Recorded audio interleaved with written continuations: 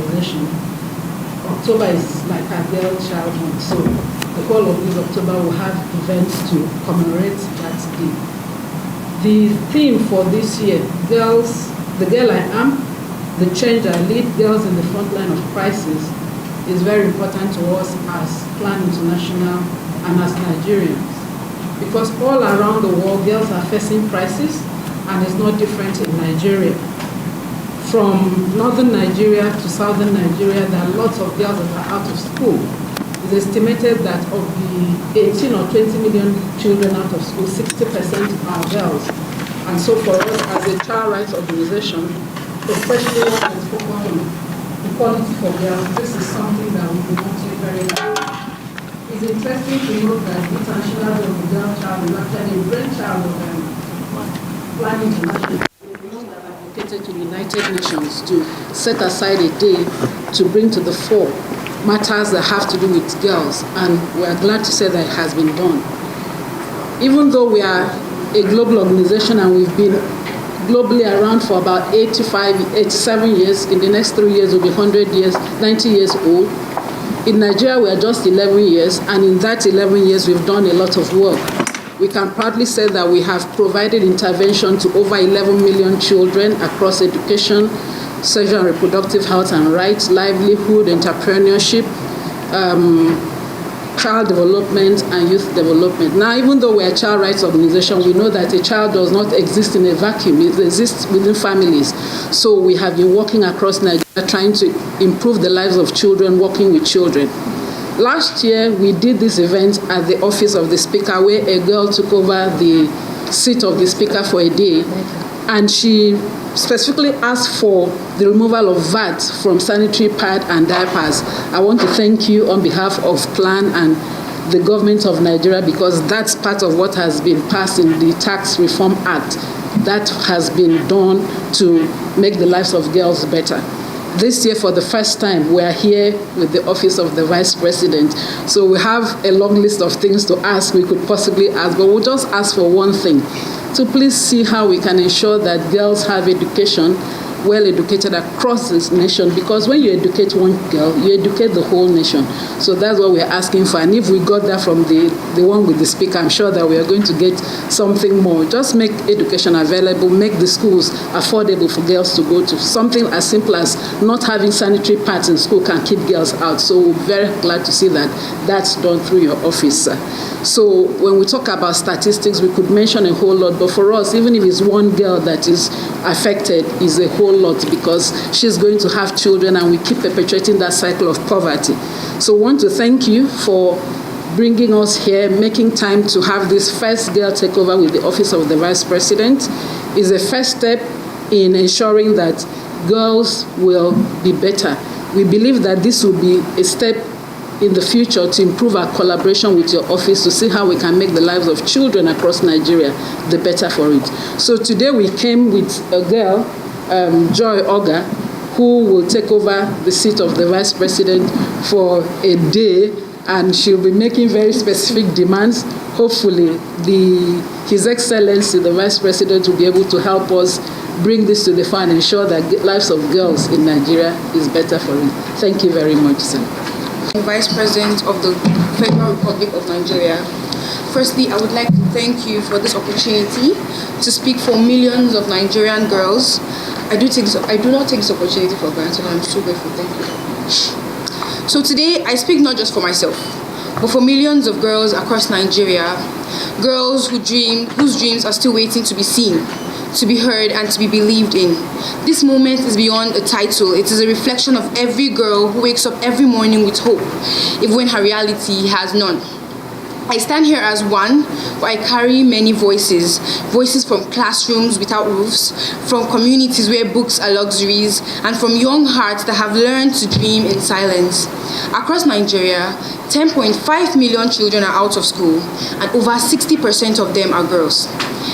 Behind these numbers are interrupted lives, girls who could have been teachers, engineers, doctors, or leaders, are now confined by walls of poverty, early marriage, and neglect. In the Northeast and the Northwest, insecurity, displacement, and poverty have pushed education to the brink. For families surviving on less than 800 naira a day, sending a girl to school often feels like a luxury. Instead, they trade her future for survival, marrying her off before she finishes primary school. Nigeria is home to nearly 25 million child brides, which, according to the UNICEF, is the highest number in Africa. Child marriage is not a culture, it is captivity. It is the quiet violence that steals a girl's health, it steals a girl's education and future. Girls who marry early are more likely to drop out of school, face complications in childbirth, and remain trapped in poverty. And even for the girls who stay in school, another battle rages quietly: period poverty.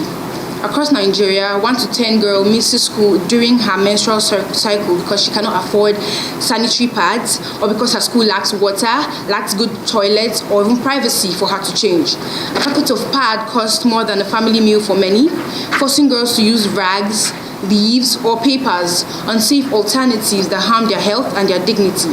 What should be a natural process has become a reason for shame and exclusion. When a girl cannot manage her period with dignity, she cannot manage her education with confidence.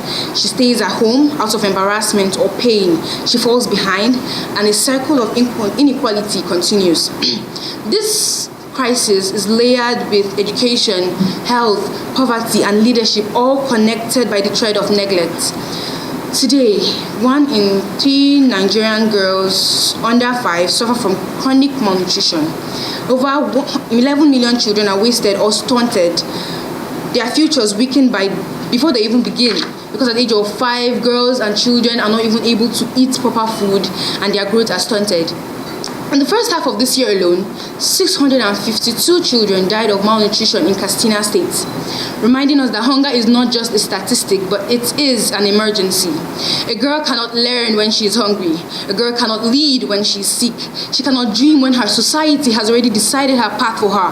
But I have seen what happens when girls are given a chance. I have seen them rise from forgotten corners to lead school debates, to start community projects, and challenge harmful norms. I have seen courage born out of scarcity. Girls who teach themselves, organize their peers, and build hope when none existed. That is the power of education, not charity, but change. Nigeria cannot speak of progress if half of its population is left behind in silence. So today, I call on the government, the policymakers, development partners, and every citizen to act not with sympathy, but with strategy.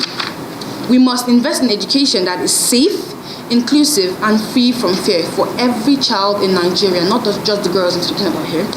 Enforce laws that prohibit child marriage and uphold the rights of every girl to learn and live freely. End period poverty by providing free sanitary products in school and ensuring water and sanitation for all. Strengthen health and nutrition systems so that no child's future ends before it begins.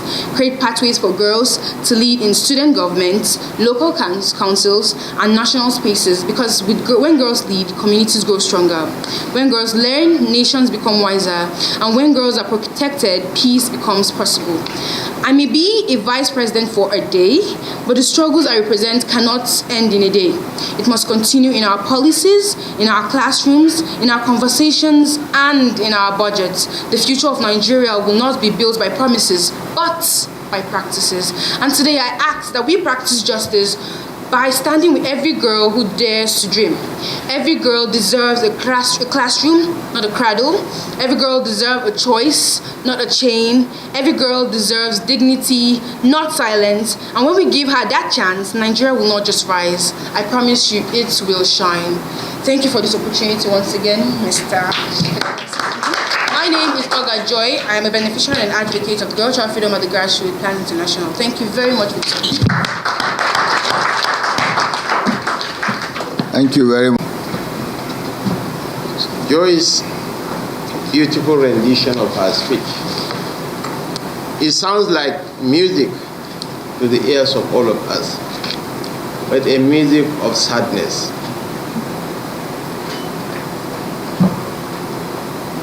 But hope springs eternal from the hearts of men and women. And I believe that in President Bola Tinubu, you have an ally that you can believe and invest your trust in. He is quite passionate about girl child education.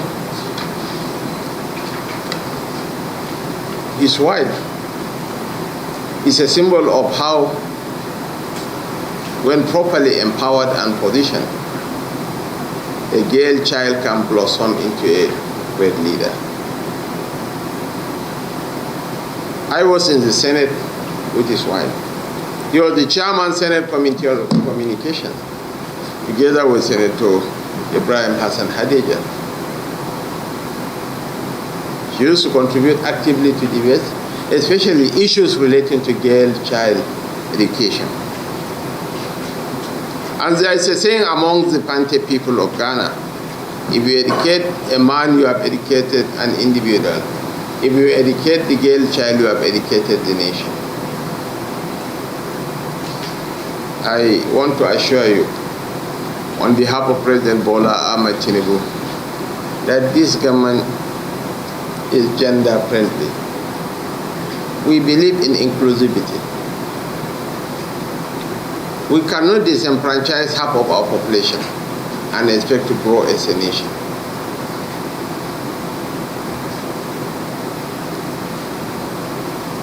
And the grey matter infrastructure of a growing child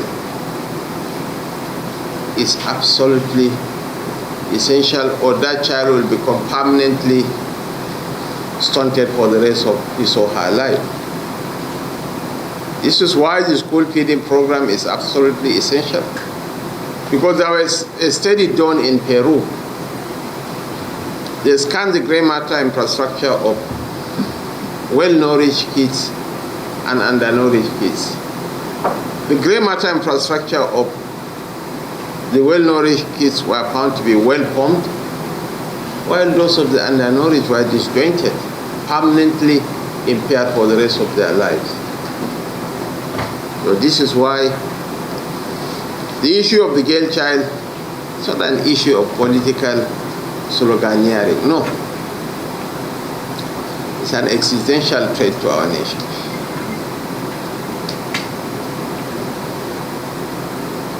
And one issue that has been neglected in Joy's presentation, one of the greatest disincentives to girl child education, especially in northern Nigeria, is the paucity of toilet facilities in our schools. The men can carelessly pee at the back of the classroom or anywhere, but the girls are constrained.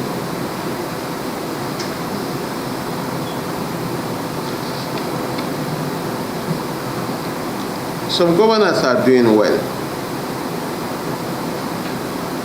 In my state, Borno, the governor is doing excellently well in building schools that are gender friendly, in building schools that reckon with the needs of the girl child. My foundation just built a school in Maiduguri. We made sure that we build a befitting toilet for the girl child. Not the so-called VIP toilet that there is nothing VIP about it. I mean standard toilet with water facilities and all the accessories. So you have come to the right place. We'll continue the engagement with Plan International and see where the strength of government can be brought to bear on your solid advices. I respect you because you are more into real action than advocacy. So I want to thank you most sincerely. Our doors are open for continuous engagement, and the ladies on my team are the best people to engage. They have the drive, the exposure, and being women, they are feeling the impact of what you just said, and the pronouncements of Her Excellency better than the men. I want to thank you. I was really grateful for the opportunity given to me to sit on the seat of the Vice President for a day, even if it was for a few minutes. I felt really good, and I felt like I was given the chance to be heard, and I felt like the voice of the girls in Nigeria had been heard. I feel. Tell us about the positions you visited for those certifications. I talked about usable toilets for the girls and supply of sanitary pads, frequent supply of sanitary pads, and gender-friendly toilets, education where schools where girls are free and safe, and I talked about gender equality. So how important is girl child education? The girl child education is very important. Of 100, it's 99.9, because yes, it's that important, because the girls are the builders and the drivers of the nation. Thank you. Yes. Yes. In leadership with visions clear, you guide us forward year by year. With heart and passion, you inspire, empowering girls, lifting us higher. Show opportunities and open door. You nurture dreams and so much more. With every step, your impact shows a beacon of hope as forward as you go. Behind the president, your brilliant mind, guiding the nation with visions aligned. In every endeavor, your spirit shines, a legacy of kindness through the times. Thank you.